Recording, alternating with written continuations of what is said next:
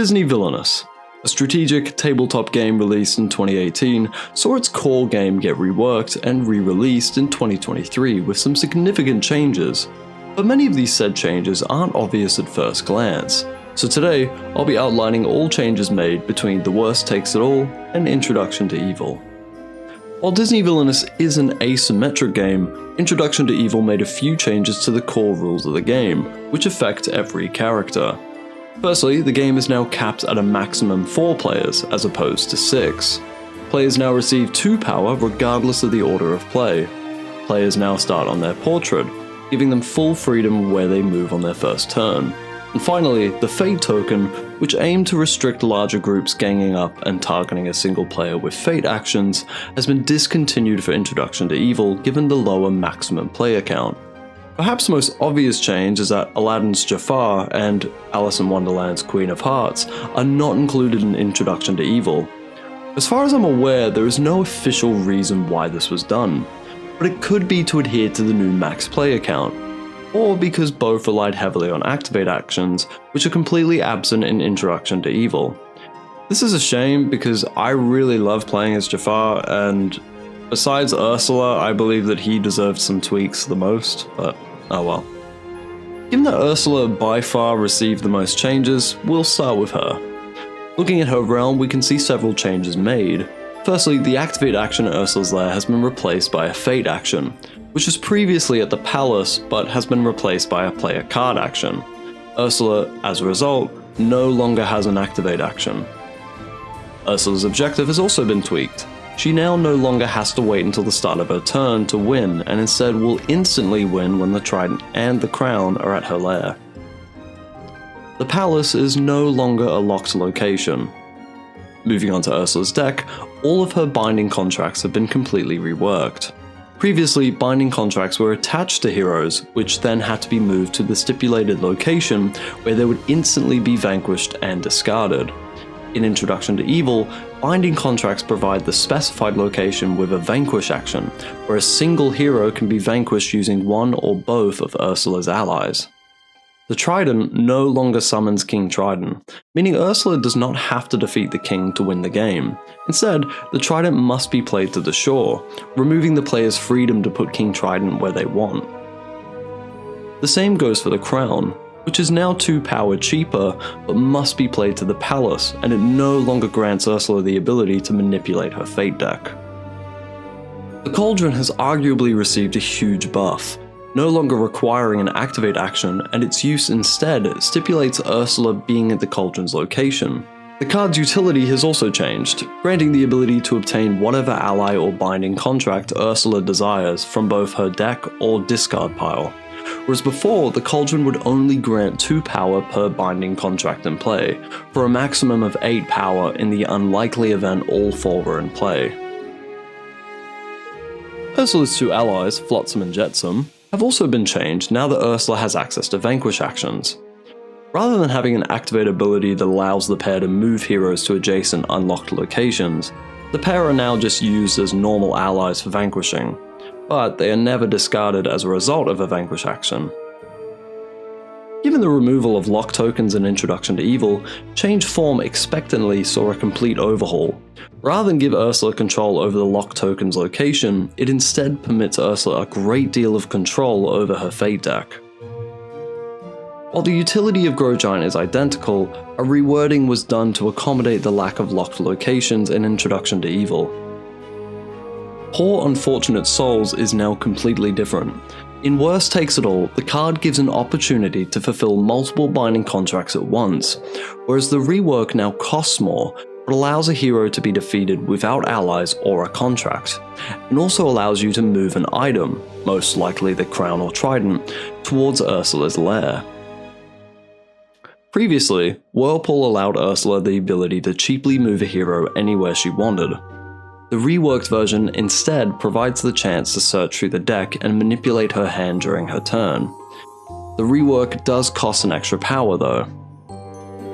Arrogance now only requires the hero to have a minimum strength of 3 instead of 4. But now, instead of providing the chance to adjust your hand with new cards, Arrogance now gives you the ability to play an ally or item for free. Moving on to Ursula's Fate deck, Ariel has been nerfed. She still prevents the move an item or ally action from being performed, but she can no longer move an unattached item to her location. Instead of moving a hero, Eric now allows opponents to move one of Ursula's allies to any location. Since binding contracts are no longer attached to heroes, King Trident no longer affects the cost of binding contracts or effects attempting to target him. Instead, he simply moves the crown and the trident to his location, assuming they are in play. Again, since binding contracts are no longer attached to heroes, Sebastian no longer sacrificially steals a binding contract from another hero, but instead prevents items from being moved to his location. Instead of moving Ursula herself, Max gains Eric's old ability of moving a hero to any location. Without any lock tokens, Grimsby's old ability was replaced to instead discard any binding contract in play. Snarfblatt, I really hope I'm pronouncing that correctly, no longer increases the cost of binding contracts, and instead forces Ursula to defeat any hero with this card attached to them before defeating any other hero. The rest of Introduction to Evil's villains haven't received anywhere near the same amount of changes, but have still seen some tweaks. Starting with Captain Hook, this crazed pirate has received a few buffs to make his thirst for Peter Pan's blood easier to quench. Hangman's Tree has been renamed to Lost Boys Hideout, likely for both thematic and censoring purposes.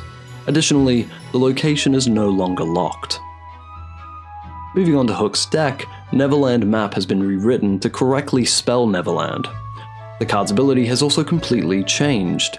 Previously, the card would unlock Hook's locked location and then allow an item to be played for free by discarding Neverland Map instead of paying the item's cost. In the rework, the map now summons Peter Pan and cannot be discarded by Hook himself until a hero is defeated. The significance of this being that Peter Pan cannot be moved until Neverland Map is out of Hook's realm, meaning he cannot be moved to the Jolly Roger, where Hook needs to defeat him to win.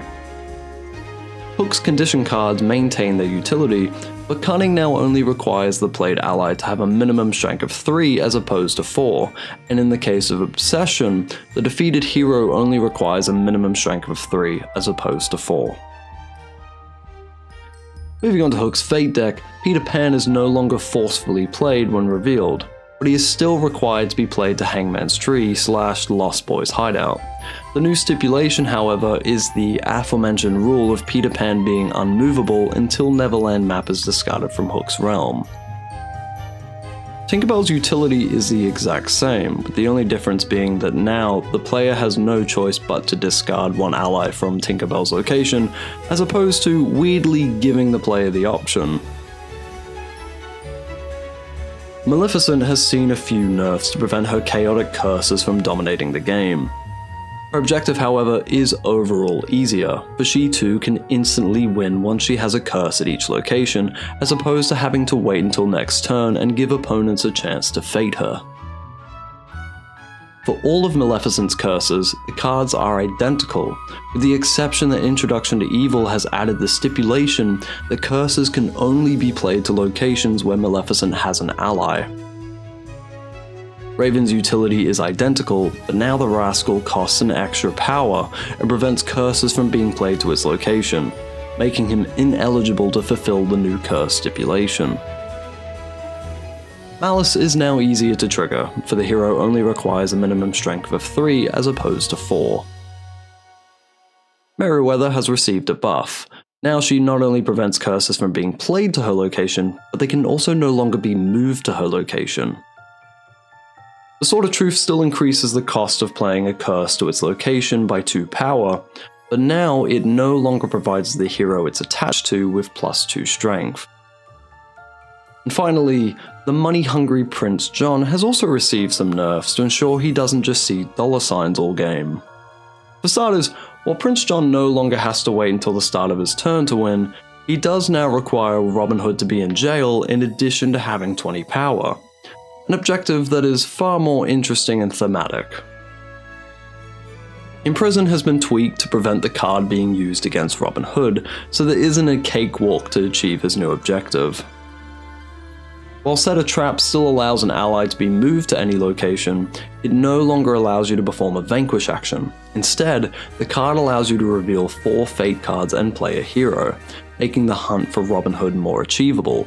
Additionally, the card is now free instead of costing 1 power. Cowardice has completely changed. Previously, the card required an opponent to have 3 or more allies, which, if true, allowed Prince John to play an ally for free. Now, the card requires an opponent to defeat a hero, which then allows Prince John to reveal 4 Fate cards and play a hero, much like Set a Trap. Moving on to Prince John's Fate deck, Robin Hood has completely changed. Instead of reducing how much power Prince John gains, he is now very similar to the old Peter Pan, where he must immediately and forcefully be played to a particular location. Robin Hood is imprisoned when he is defeated. Sadly, Robin Hood now no longer has any unique abilities of his own. Little John has gained Robin Hood's old ability, rather than taking 4 power and hoarding it until he is defeated. Maid Marian's utility is the same. Robin Hood is lured out by her defeat, but the rewording prevents the contradiction of Robin Hood being simultaneously played to Marian's location and Sheerwood Forest. And finally, Steal from the Rich has the same utility, but now stipulates that the chosen hero cannot be in jail. A nice thematically sensical tweak. And that is all the changes from the Worst Takes It All to Introduction to Evil. I am intending on making another video providing a more subjective look at these changes, but until then, what are your thoughts on Introduction to Evil? Do you like the new changes or prefer the old style? Let me know in the comments below. And until next time, have a bloody good one.